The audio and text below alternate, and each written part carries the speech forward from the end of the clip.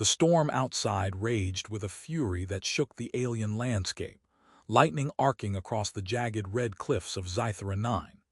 The approaching fleet of hostile ships glinted in the storm's electric haze, each vessel a jagged silhouette of menace. The living ship, strange, fluid, and almost sentient, pulsed around the character as if sensing the danger. Its corridors shifted subtly, guiding the character toward a control interface that resembled both organic tissue and machine. Hands, or what could be called hands, hovered near the interface.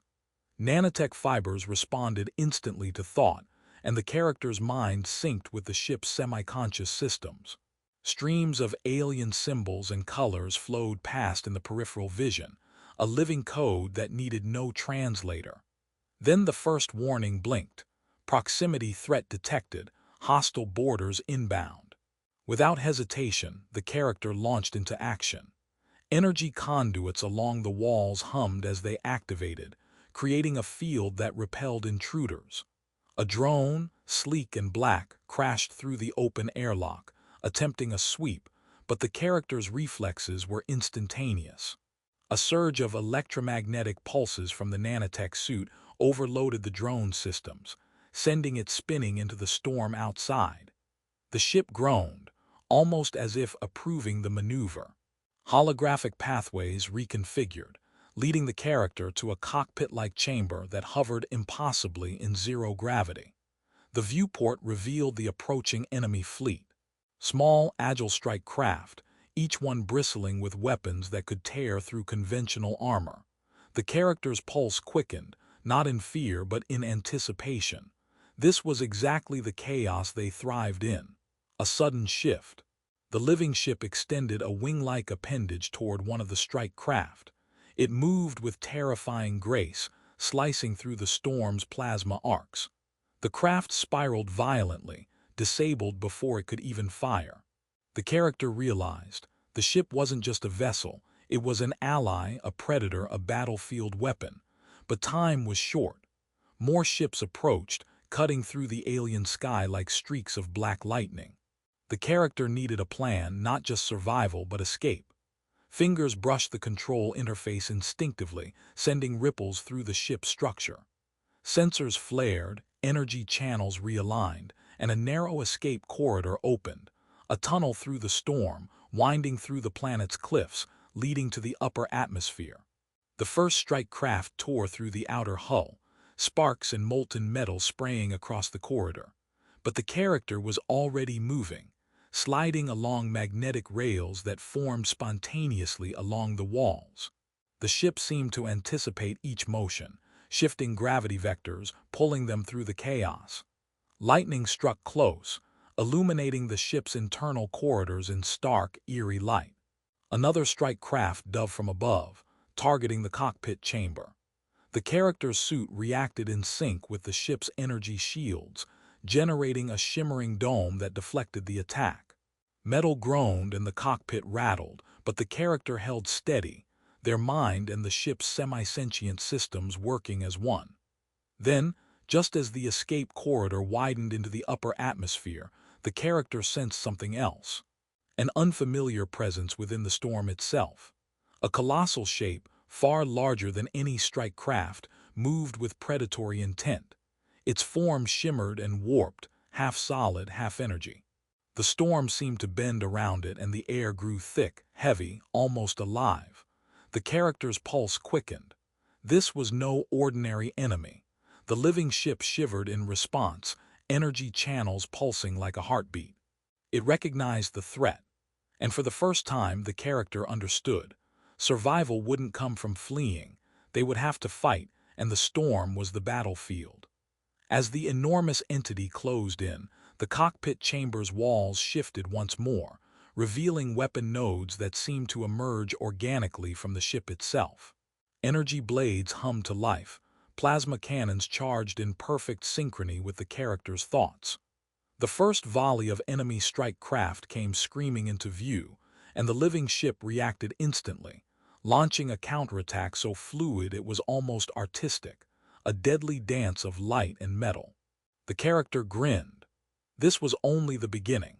The colossal entity descended through the storm with terrifying speed, its form flickering between solid and energy.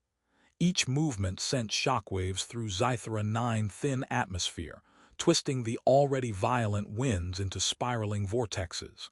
The strike craft were no longer a concern. Their missiles and lasers disintegrated in the entity's wake before even reaching the ship. The character realized, with a mix of awe and adrenaline, that this was something far beyond conventional warfare, a predator born of the storm itself, or perhaps a weapon designed by a mind that didn't abide by human, or alien, logic. The living ship thrummed beneath them, almost nervous but ready. The cockpit interface pulsed, guiding the character's hands and thoughts to activate latent systems hidden deep within the hull. Organic energy conduits snaked along the walls, flaring with iridescent light. Plasma cannons unfolded like claws, energy blades hummed to life along the ship's edges, and defensive shields arced in fluid, reactive patterns. The entity struck first. A massive tendril of energy whipped toward the ship, slicing through the storm like liquid lightning. The character reacted instinctively, aligning the nanotech suit with the ship's defensive shields. Sparks erupted where the energy tendril met the shields, showering the cockpit in fractured light. The shockwave threw the character against the wall, but the nanotech fibers absorbed the worst of it. Regaining balance, the character focused on offense. Energy blades extended from the ship's wings, humming with deadly precision. With a thought, the ship lunged, weaving between lightning strikes, closing the distance. The tendrils of the entity lashed out again, but the ship's agility outmatched the massive creature's brute force. Every strike was a dance, a weaving, twisting duel between living ship and storm-born monstrosity. One of the entity's energy cores glowed brighter than the rest, a pulsating node near its center. The cockpit interface highlighted it in vivid red. The character understood. Disable that core and the creature might falter. Risking close proximity, the ship dove into the heart of the storm, dodging arcs of energy and fragments of debris. The nanotech suit amplified every reflex, every calculation. The character slashed with the energy blades, slicing into the glowing node. The entity roared, or something like a roar, a sound that resonated in the character's mind, vibrating through neural fibers. Sparks, plasma, and energy arcs collided in a blinding explosion. The ship lurched, systems screaming, but the tendrils weakened. The creature recoiled, retreating slightly, leaving a path through the storm. Seizing the moment, the character accelerated, riding the living ship upward. The storm thinned as they ascended, the red cliffs shrinking beneath them, revealing Zythera 9's vast purple plains. The entity followed, but more cautiously now, as if it recognized the ship as a formidable adversary rather than prey. Above the atmosphere, the storm broke apart, leaving the character and the living ship in the vacuum of space. Stars stretched endlessly in every direction, and distant nebulae glimmered like ethereal oceans. The enemy fleet, now visible in orbit, hesitated. The colossal entity lingered at the atmosphere's edge, watching, waiting. The character exhaled, their minds still buzzing with adrenaline. The ship's pulse slowed in response, its energy flowing more evenly now. They had survived the storm, outmaneuvered the strike craft, and wounded the entity, but the greater threat was still out there. Something was calling from deeper within this star system, a presence that even the living ship seemed cautious to confront. And in the silence of space, as the planet receded below them, the character realized something crucial. They were no longer running. They were being drawn into something far larger than a simple escape, a conflict that could unravel not just Zythera 9, but the fabric of the galaxy itself. The cockpit lights pulsed, highlighting a series of coordinates on a holographic map. The ship had chosen a course, and with it, a path into the unknown. The character smiled, tightening their grip, ready for whatever lay ahead. Adventure was no longer optional, it was inevitable. The coordinates glowed in the cockpit, a string of points stretching across the star system like a trail of breadcrumbs. The living ship responded immediately, warping its hull subtly, aligning trajectory with impossible precision. The character felt the familiar hum of the nanotech suit sinking deeper with the ship's neural systems. Together, they were no longer merely pilot and vessel. They were a single, adaptive entity. As they approached the outer rim of the system, the first celestial bodies came into view. An icy moon orbited a gas giant, its surface fractured by deep canyons that reflected the nebula's light in jagged, shimmering patterns. Beyond it, a ringed planet glowed with pale green auroras, hinting at an atmosphere rich in unknown compounds. The ship's sensors pulsed, alerting the character to faint energy signatures, artificial, structured, unmistakably intelligent. "They're here," the character murmured, their voice resonating in the cockpit, amplified by the neural interface. The ship responded with a soft pulse of energy, almost a confirmation. Ahead, a fleet of alien vessels emerged from the shadows of the gas giant, their designs alien yet eerily elegant. Sleek hulls intertwined with luminescent conduits, moving as if they were living organisms rather than machines. No transmissions were sent, no messages, only the silent sweep of observational drones, scanning the approaching ship and its lone occupant. The character realized that diplomacy, or intimidation, would be useless. They had to rely on agility, wits, and the living ship's unpredictable capabilities. A sudden movement caught their attention. One of the alien vessels separated from the fleet, advancing in a deliberate pattern. The ship pulsed in response, raising energy shields along its flanks and preparing weapon nodes hidden along its hull. The character felt a thrill of anticipation. This was the first real encounter beyond mere survival. They were stepping into the unknown rules of a galactic game, one where both predator and prey could shift in an instant. Without warning, the alien vessel unleashed a wave of energy tendrils, moving faster than any known propulsion.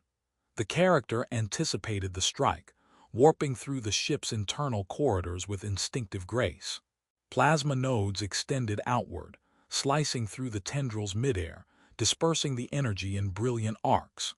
Sparks and alien light filled the cockpit as the ship twisted, narrowly avoiding the brunt of the assault. Then the entity appeared again, not the storm-born predator from Zythera 9, but a new presence, massive and inscrutable, moving silently through the void between planets. The sensors struggled to map its form. The living ship reacted instantly, defensive systems engaging preemptively. The character realized this system was not just a battlefield, it was a labyrinth of forces, each with motives they could barely comprehend.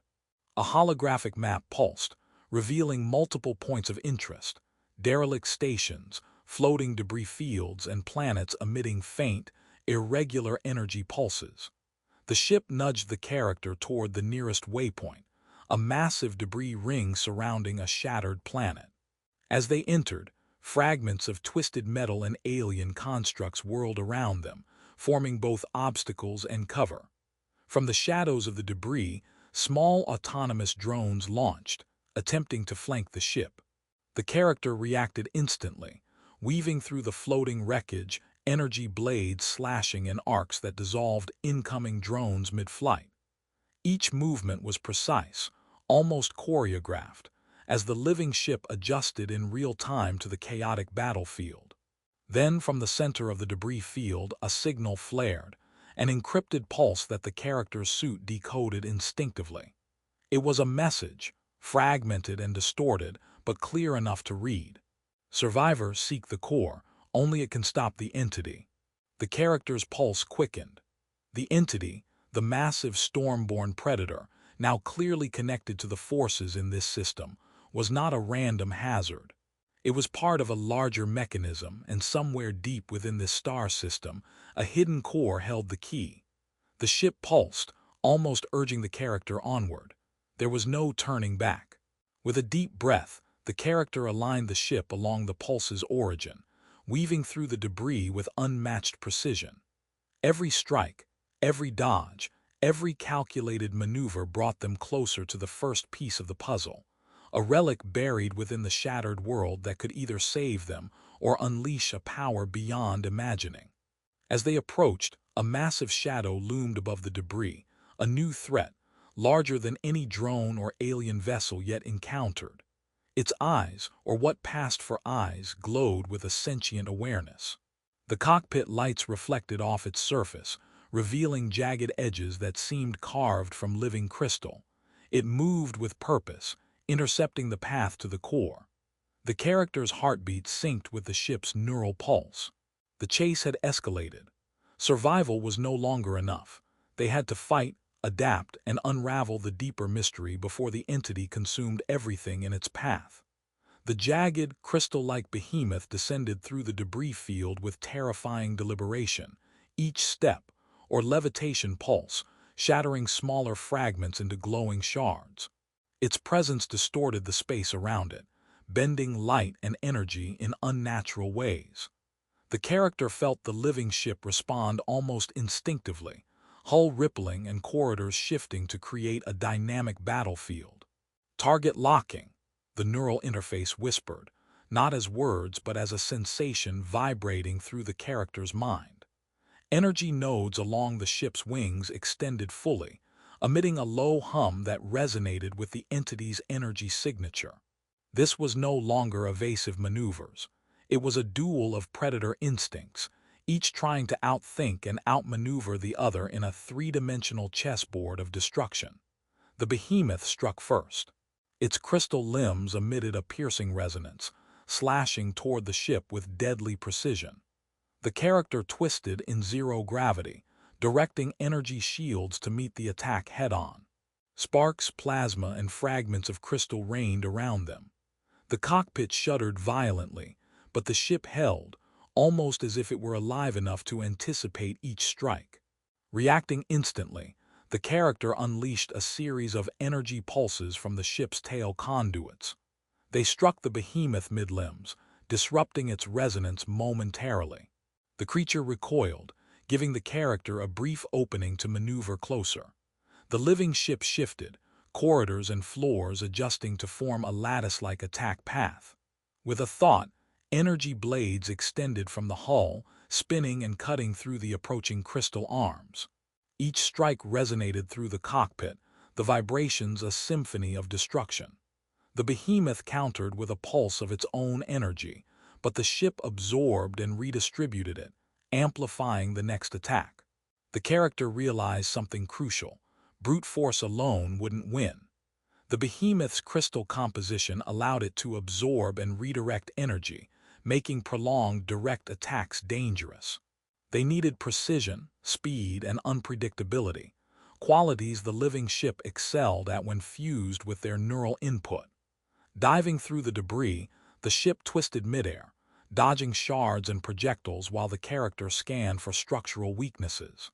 At the creature's core, a glowing nexus pulsed irregularly, faint but distinct, a vulnerable point amidst the chaotic mass. Timing was everything.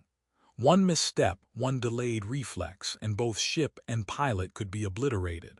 As the behemoth lunged again, the character synchronized fully with the ship. Gravity vectors, energy flows, and momentum all became extensions of their own body. In a single fluid motion, they dodged, spun, and fired a concentrated energy beam directly at the glowing nexus. The beam struck true. The creature convulsed violently, shards raining in all directions, and a sound like cracking glass reverberated through the field. The living ship shuddered, responding to the entity's collapse. The debris field settled slightly, the remaining drones and alien vessels retreating, perhaps sensing the shift in power.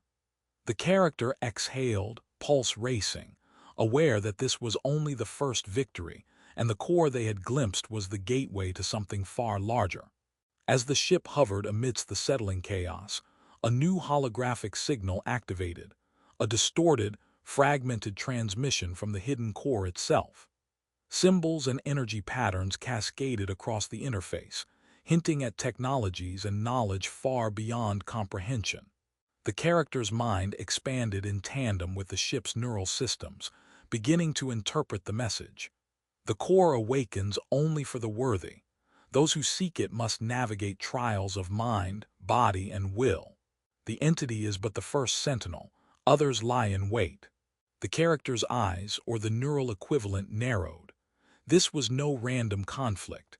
It was a gauntlet, a test, and survival alone would not be enough. They would need to master the living ship, outthink alien civilizations, and confront entities that defied conventional physics, all to reach the core and unlock the power to stop the entity's threat across the star system. The nebula-lit expanse of the shattered system stretched endlessly before them. Somewhere, hidden in the ruins of planets and drifting stations, the first path toward the core awaited. And somewhere the entity, wounded but far from destroyed, still watched, patient and relentless. The character adjusted the ship's course, a thrill of anticipation mixing with the adrenaline still pulsing through their neural interface. Every maneuver, every pulse, every decision from here on out would shape not just their survival, but the fate of the star system itself. The living ship hummed, almost expectantly, as if ready for the next challenge. The journey had only just begun. The ship glided silently through the remnants of the shattered system, dodging drifting debris and abandoned satellites. The holographic map pulsed again, guiding the character toward the first known waypoint, a derelict orbital station orbiting a fractured moon. Its surface was scarred from old battles, panels torn away to reveal glowing inner circuits. The entity, though weakened, lingered at the system's edge, an ominous shadow in the void. Inside the station, corridors twisted unpredictably, partially collapsed and overgrown with alien biostructures that pulsed faintly with energy. The character moved carefully, energy blades humming, the living ship subtly adjusting gravity and lighting to give the best advantage. Automated defenses, remnants of a long-dead civilization, activated as they approached the central chamber. Pulses of electromagnetic energy erupted, but the ship's shields flexed and adapted instantly. In the chamber's heart lay the first key fragment of the core, a crystalline artifact suspended in zero gravity, radiating energy patterns that interacted with the ship's neural interface. The character reached out, syncing with it. The artifact hummed, resonating with the living ship,